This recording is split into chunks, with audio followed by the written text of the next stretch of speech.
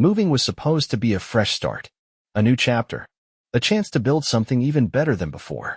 That's what I told myself when we signed the papers for the new house, a bigger place, a better location, a future full of possibilities. That's what I believed, what I wanted to believe. But the truth is, you never really know how strong something is until you shake it, until you pull it apart, piece by piece, and see what's underneath. I found the gift while packing. A small, neatly wrapped box tucked away in the back of her closet, hidden beneath a pile of old sweaters. The wrapping paper was pristine, untouched, as if it had been placed there and forgotten.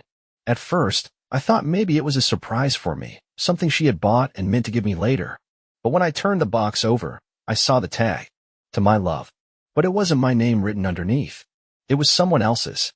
For a long moment, I just stood there, staring at it.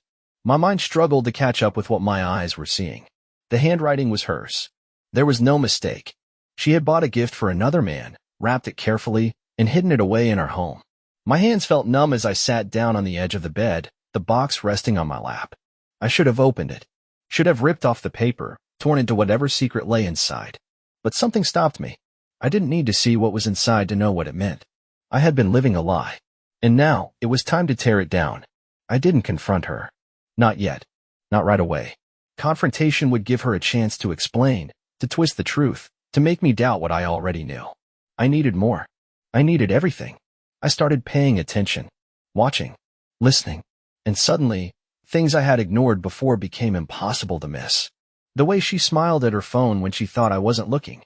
The sudden extra hours at work. The late-night showers. The way she pulled away from my touch, not all at once, but gradually, like a flame slowly dying out. I checked our bank statements. Dinners I hadn't been invited to. Hotel stays. Charges from places I had never been. I checked her phone when she was asleep. She had deleted everything. No texts, no call history. But she wasn't careful enough. A name. Saved under something innocent, but I recognized the number. I called it from a burner phone. He answered on the first ring. "Hey, baby. You up?"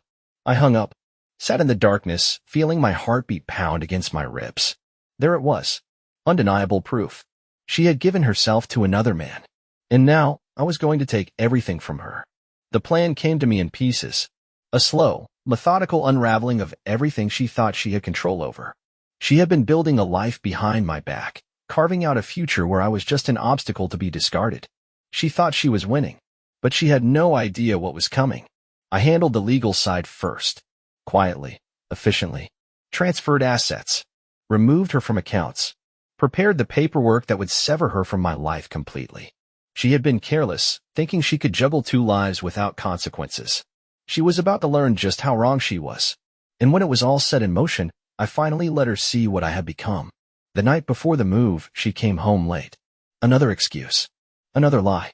I sat at the kitchen table, the small, wrapped gift in front of me. She walked in, pausing when she saw me sitting there. "Hey," she said cautiously, setting her bag down. "Why are you up?" I picked up the box, turning it over in my hands. "I found this while packing." Her face drained of color. I stood up slowly, walking toward her. "You were careless, Haley. You hid it, but not well enough." She opened her mouth. Stopped. Something flickered in her eyes, fear. She knew. She knew I knew. And that's when the real game began. She froze. For the first time in our marriage, Haley had nothing to say. No excuse, no lie, no half-hearted attempt to manipulate the situation in her favor. She just stood there, pale and silent, staring at the evidence of her betrayal in my hands. I could see the gears turning in her head, searching for a way out, for some kind of damage control. But I wasn't interested in hearing her talk. I wanted to watch her suffer. I dropped the box onto the counter between us. "Open it," I said. Her lips trembled. "Evan, open it." She swallowed hard, her fingers shaking as she reached for the small package. Slowly, she peeled back the paper, revealing a sleek, black velvet box. She hesitated, then flipped it open. Inside was a gold bracelet, engraved, "To my love, always yours." But it wasn't for me. I watched her crumble. Her breath hitched, her hands clenched into fists, her entire body trembling under the weight of her own guilt. She knew she was done. I leaned in close, my voice low, cold. "How long?" A tear slipped down her cheek. "Good. Let her cry."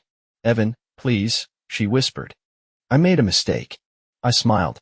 A slow, Cruel smile. No, I said. A mistake is forgetting to turn off the stove. A mistake is leaving your keys in the car. You? You made choices. She broke. The sobs came hard and fast, her body shaking as she covered her face with her hands. I let her cry, because soon she'd have much more to cry about. The next morning, I moved out. Not her. Me. Because that was part of the plan. She thought she was getting a fresh start with her secret lover? I gave her one. A loan. I had already handled the legal side. The house was mine. The bank accounts? Drained and transferred. Her credit cards? Cut off. I didn't just leave. I erased her. And the final blow? I made sure she didn't find out until it was too late. She came home that evening to an empty house. The furniture? Gone. The closet?